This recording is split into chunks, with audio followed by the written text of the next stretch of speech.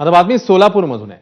सोलापुरात बेकायदेशीर कर्ज मंजूर करण्यास नकार दिल्यानं महिला कर्मचाऱ्याचा शारीरिक आणि मानसिक छळ केल्याची धक्कादायक घटना समोर आली आहे। या प्रकरणी किश्त फायनान्स कंपनीच्या ब्रांच मॅनेजरसह 10 जणांविरोधात गुन्हा दाखल झालाय। तरुणीच्या तक्रारीची दखल न घेणाऱ्या एचआरवरही गुन्हा दाखल झालाय। किश्त फायनान्स कंपनीच्या सोलापूर ब्रांचमध्ये एकूण 14 कर्मचारी कामाला आहेत, त्यात फक्त एकच महिला होती। संबंधित महिलेसाठी स्वतंत्र वॉशरूमची व्यवस्थाही करण्यात आली नव्हती। इतर कर्मचारी तिच्यावर अश्लील शेरेबाजी करत असत, असा आरोप संबंधित महिलेने केलाय।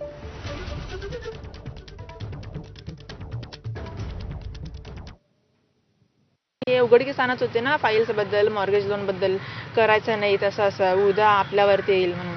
मग त्यानंतर ते मला हॅरेसमेंट फिजिकली आणि मेंटली टॉर्चर करायला चालू केले। येता जाता मला टॉन्ट मारणं, मला काहीतरी घाणेरड्या गोष्टी बोलणं, मला माझ्या शरीराला हात लावणं। ऑफिसमध्ये एकूण sales team, credit team, operation team असं सर्वजण मिळून आम्ही 14 लोक आहोत। तर 14 लोकांमध्ये 9 जण आरोपी आहेत त्याच्यामध्ये। किश्त फायनान्स म्हणून फिनान्स कंपनी आहे, तिकडच्या ब्रांच मॅनेजर निखिल पायमल्ले आणि इतर 8 सर्व तिकडच्या कामगार आहे।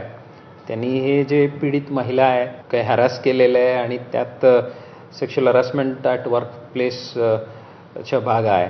त्यात हे जे पीडित महिला आहे ते खूप डिप्रेशनला होतं आणि आमच्याकडं अर्ज आल्यानंतर पीडितांना बोलून काउन्सिलिंग करून त्याचं म्हणणं तयारी करून काल आम्ही FIR दाखल करून घेण्यात आलेल्या आहेत आणि पुढील तपास आता चालू